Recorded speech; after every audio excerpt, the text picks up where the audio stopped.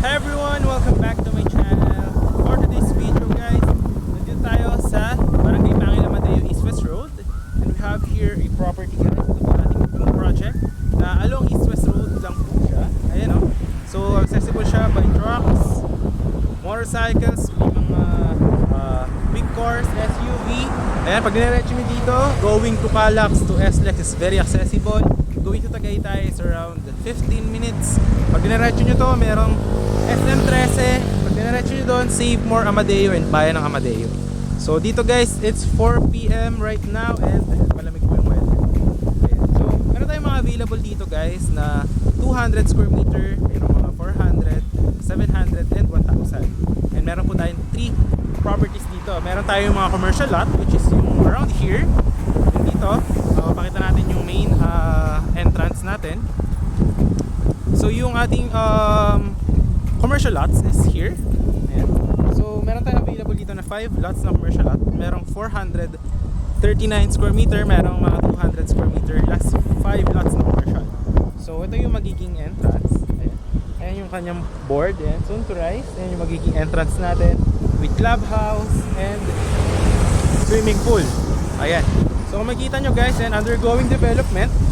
Ang ating entrance is around 14 meters. Yung roads is 12 meters, 10 meters po yung mga wide, no? So yung first na classification na ating mga available dito is yung commercial lots, which is 14,000 per square meter. Last 5 lots. Yung isang 400 square meter nandun lang sa may puno dyan.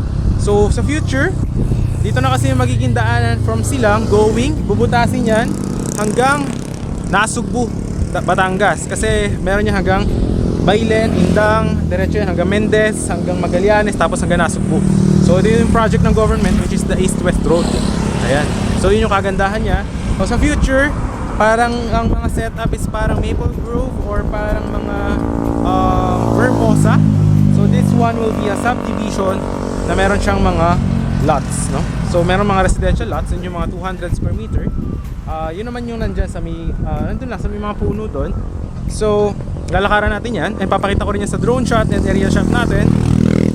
And yung mga residential lots naman natin, so meron tayong available din, no? Meron mga 7,700 square meter which is yung inner lot, and meron din 8,400 which is yung corner lot. So ito po guys is all free transfer of title. Kasama na po sa price yung pag-transfer title. And yung development, ayan guys.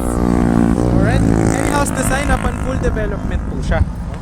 So makikita nyo, dito magkakaroon ng entrance natin sa circle. Kasi this one is meron siyang yung yan, dito clubhouse and may mga guardhouse din. So doon naman sa may pangatlo na available natin dito is yung mga farm lots, yung mga 1,000 square meter, 700. So pwede nyo siya sa future gawin na parang campsite or parang farm residential getaway, no? Ayan. So dito maganda lang if your target is business for the future, mga commercial lots which is here. Pwede nyo lagyan ng cafe, restaurant, or anong plano nyo. Pag mga residential naman is any house design for your what do you call that? Parang relaxation away from the city. Yeah. Yung farm lots naman, yun, syempre from the term itself, no, malalaki yung cuts. So parang pwede ka magtanim, yan. Pwede ka maglagay ng iyong dream house, yan, ganyan. Alright, so dito guys magkakaroon din ng water and electricity. Ayan. So ito guys, undergoing development. Nakita nyo naman, ayan guys. Alright. So yung isang 400 guys nandun banda. Ayan. Tapos yung ating available ng mga 200 nandun banda, kuta natin. So makikita nyo, lalaki ng mga drainage, di ba? Ayan guys. Ayan, nagdadaanan dito mga truck, ayan mga cars. Ayan, dahil ito na yung shortcut. Ayan, laki ng mga concrete roads guys, oh. Ayan. May mga available din tayo dito guys, 200. No? Tuturo ko yung mga available natin na 200, no? Ayan yung isa, yung 439 na sinasabi ko, nandun. Ayan, oh, dyan siya. May stick na actually yan na gagawin na concrete road. Ayan. Ayan, kita nyo. Ayan. Tapos ito pala guys is upon full down payment, yung remaining balance is 3 years to 5 years po siya to pay. Ayan guys, oh. Ito, dito gagawing concrete road. Tignan nyo naman yung laki ng concrete road from there to there. Talagang commercial lot. Tapos ayan na mismo yung highway, di ba? East West Road. So lakaran natin yung mga available na residential lots doon. Tapos at the end of the video, ipapakita ko yung sample na finish natin ng mga project para ma-visualize nyo kung ano yung magiging itsura niya after the pre-siding, no? Alright. So yan, lakaran natin siya.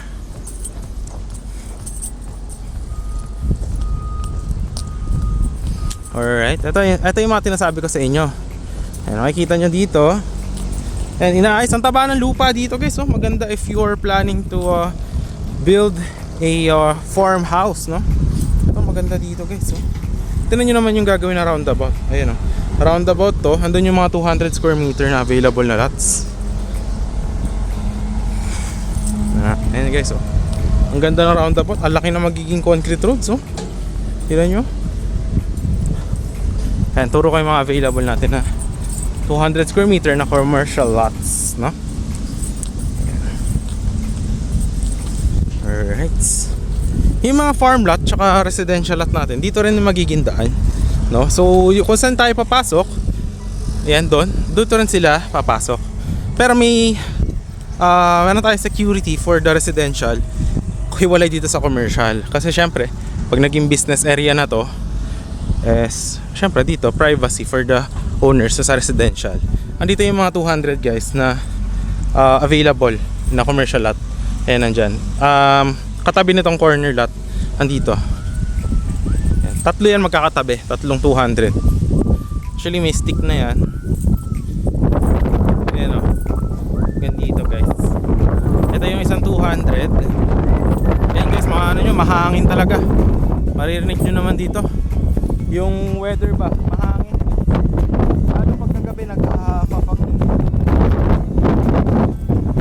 Ito yung isang 200, yung lalagyan ng muhon. Yan, hanggang doon. Tapos pa ganon.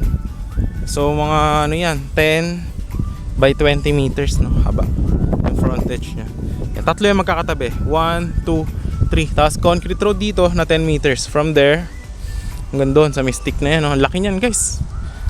Ang laking kalsada niyan with drainage pa. Ayan. So ayan, may available hanggang doon, tatlong 200 square meter. Ayan, nakikita nyo naman yung stick eh. Ito yung pangalawang 200. Ito yung drainage, yan, yung mga ibabaon sa ilalim. Ito yung pangalawang lalagyan ng muhon hanggang doon. Meron stick yan eh. Makita doon, tapos pa ganyan doon. Alright.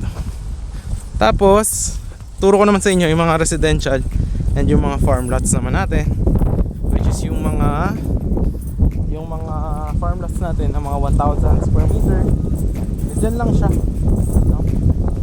So perfect na perfect for investment, mga lalo na sa ibang bansa, mga OFW. Kasi sa future, syempre kung plano mo na tayuan ito ng yung dream house, is napaka-accessible guys. Yan na mismo yung highway, hindi ka na mahirapan na kunin yung mga truck to deliver your gamit sa pagpagawa ng bakod, ng bahay. Tapos yung weather naman sa Tagaytay is same lang naman dito. You know, mararamdaman nyo naman. Alright. Ayan guys, kita nyo yung concrete road, oh. Laki, oh. Ayan. Yung mga farm lot natin is nandun siya. Pag ganyan guys, tapos kakaliwa, doon yung mga farm lot na 1,000 square meter. Ganito rin yung magiging kalsada guys. Yan, hanggang doon 10 meters. Tapos may mga available din tayo doon ng mga residential lot. Yan. Kaya lang, siguro, kasi masyado itong malaki, papalipad ko na ng drone shot para mas makita nyo din kung gaano siya kalaki yung property and gaano lang siyang ka-accessible from the highway. Diba? So malapit lang.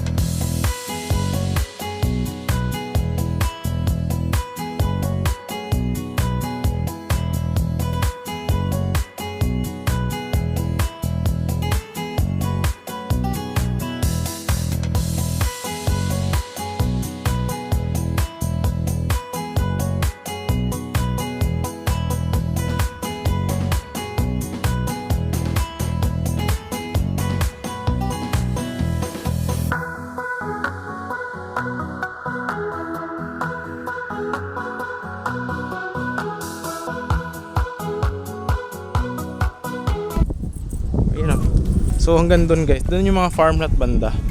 As yung mga ibang residentialist nandyan. Alright.